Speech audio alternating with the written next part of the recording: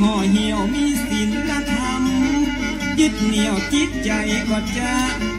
มันคงทุกนักจะกลายเป็นเมาถ้าเฮาหูจักพระพุทธองค์ยืนยงเป็นยาขนานเอง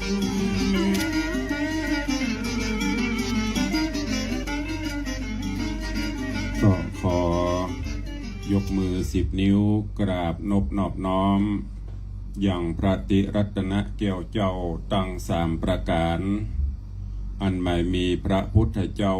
พระสัทธรรมเจ้าพระสังฆเจ้าอันเป็นสรณะที่เปิ่งตีเคารพนับถืออันสูงสุดในชีวิตขอกราบคารวะแตบไตไวสาปุญญาปารมีธรรมพระมหาเถรานุเถระเจ้าคณะพระสังฆาธิการภิกขุสงฆ์สามเณรจุตนจุองค์ด้วยความเคารพขอเจริญสุขเจริญปรญาติโยมสาธุชนติ่นจองห้องวัดจุหนุ่มเท่าใจยิงก็ขอน้อมต้อนรับทุกท่านเข้าสู่รายการมรดกธรรมกำเมือง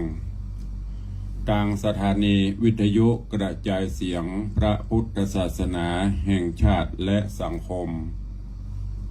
คลื่นเพื่อการศึกษาพระพุทธศาสนาและวัฒนธรรมส่ง